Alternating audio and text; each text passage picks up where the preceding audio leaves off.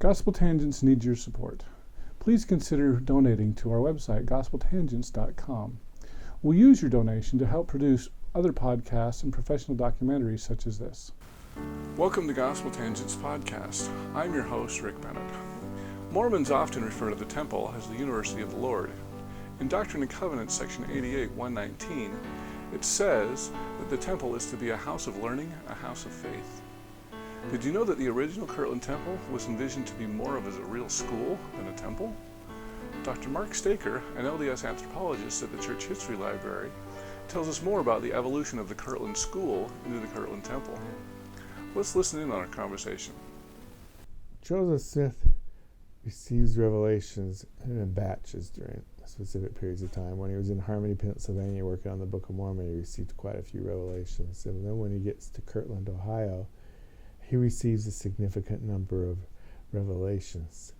What I find intriguing is that once he leaves Kirtland, the number of revelations Joseph receives drops significantly. That the later sections of the Doctrine and Covenants are minutes from meetings or extracts from journals from people of things that Joseph taught. Even section 132, which Joseph dictated in Nauvoo, most of, if not almost all of it, is drawing on his Kirtland revelatory experiences rather than anything that he might have received later on. And I think it suggests some things about Kirtland being this catalyst to the revelatory experiences for Joseph. And most of those revelations address questions that they had at the time. And the majority of them are received in response to the temple that they're constructing. But initially, they don't quite understand it as a temple. Joseph Smith meets regularly with a number of priesthood holders in what they call the School of the Prophets.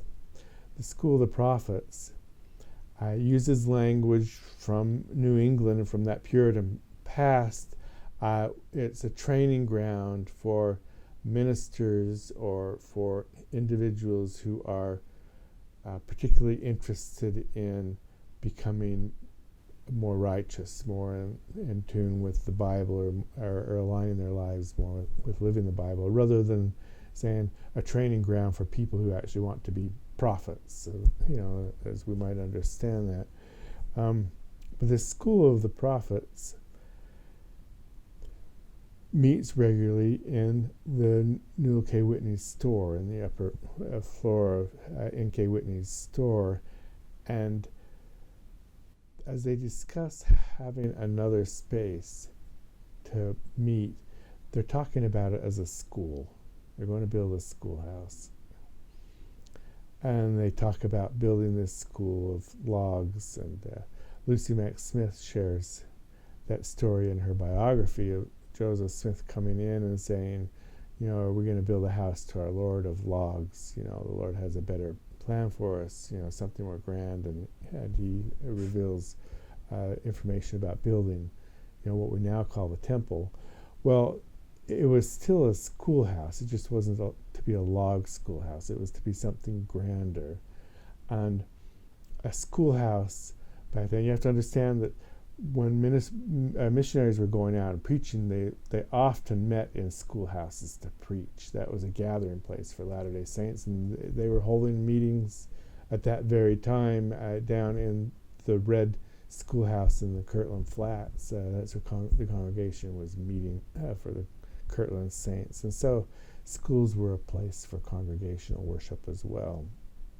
And as this schoolhouse that they're going to build in Kirtland, as an understanding of it develops, they're calling it the House of the Lord. But it's still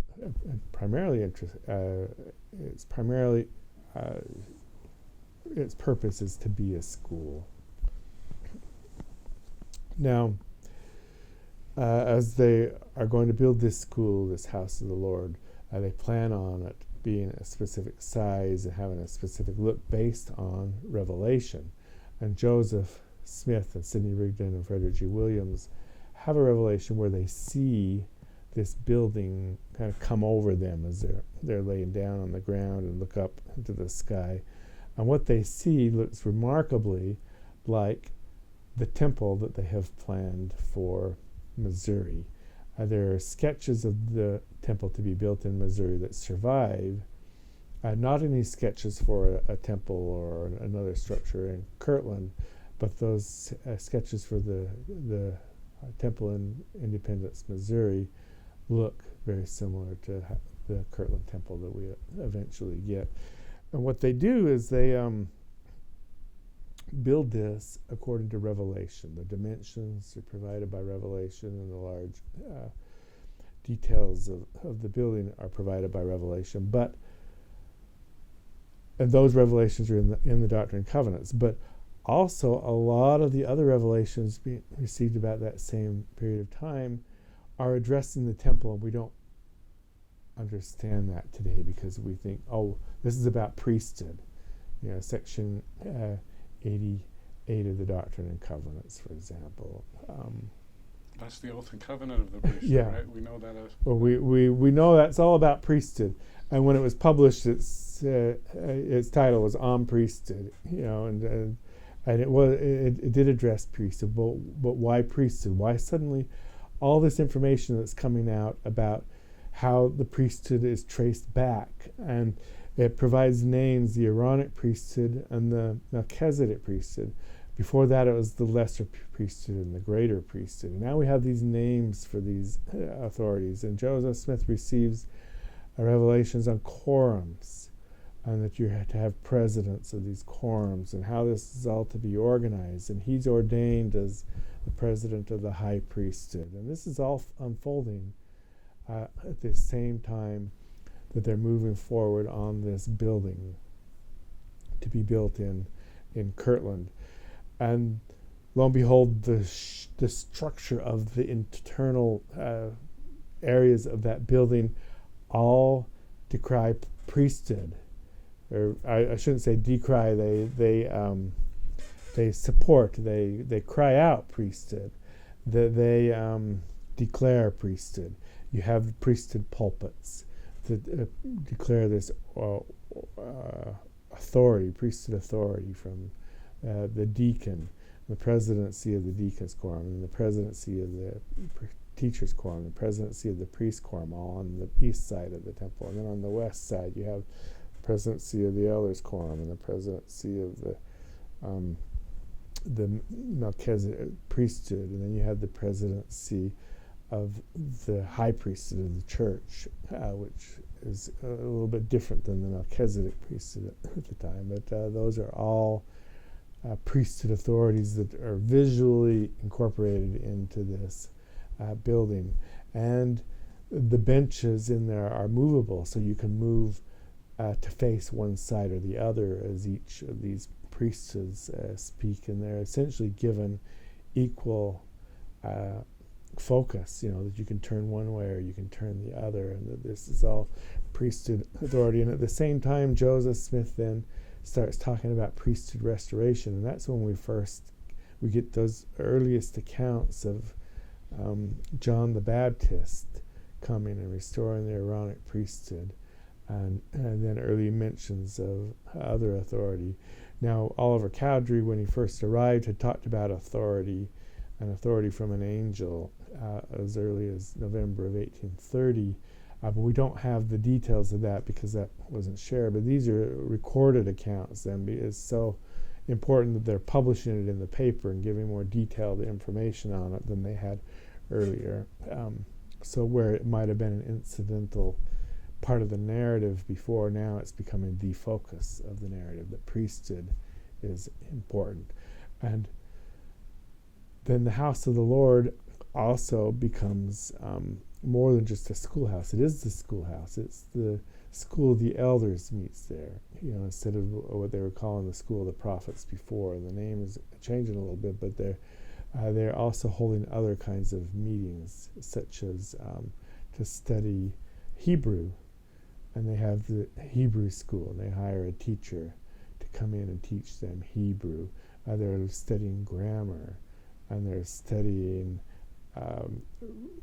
composition and writing, and they're studying these other things, and it becomes so influential that the local community starts meeting down in the schoolhouse on the flats, and they organize an adult education program where they're trying to do some of the same things. Theirs ends up failing after just a couple of days. They're not able to do it, but this is before adult education becomes widely practiced in America.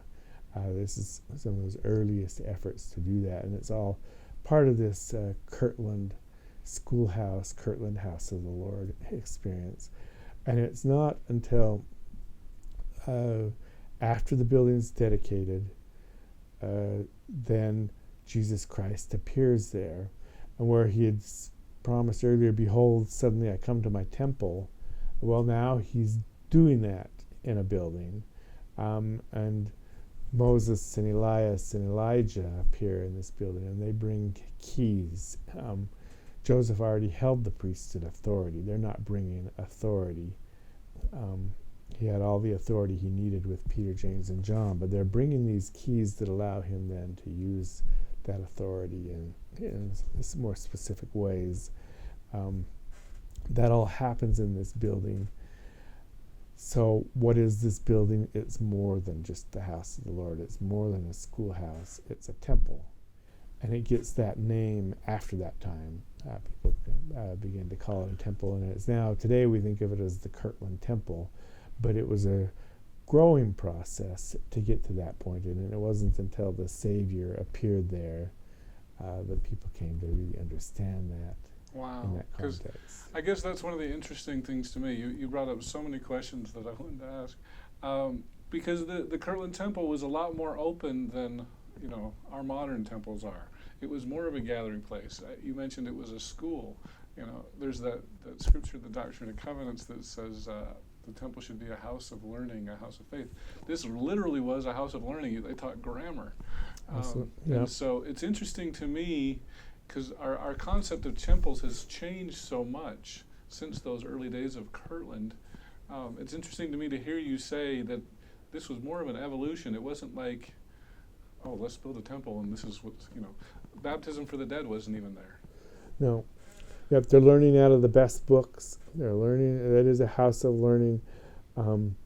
Temples still are that today, but in a much more refined sort of way than they understood it, more as that all learning took place in this building, and that was one of the primary emphasis of that building was that learning that took place in there. So, I hope you enjoyed part 1 of our conversation about the Kirtland Temple.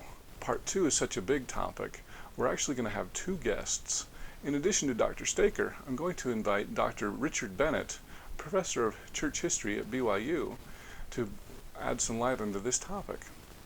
We'll talk about the story of the saints crushing up their own china to make the plaster of the Kirtland Temple. Is this really a true story? No, I'd heard that all my life growing up, as many people do, how the saints took their best china and broke it and put it into the plaster. And no, that's not a true story. Okay.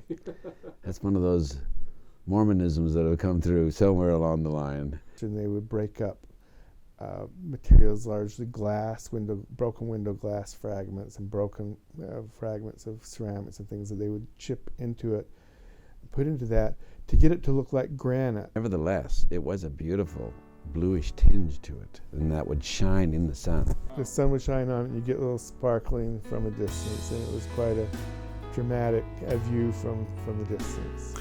Is there a difference of opinion on this topic? What's the real story? For more information, please subscribe on our website, gospeltangents.com, where you can get a transcript. You can also get one at amazon.com for just $3. Please subscribe to iTunes, Stitcher, or other podcast application, and give us a review so that others can find us. Thanks again for listening, and we hope you continue to support us here at gospeltangents.com.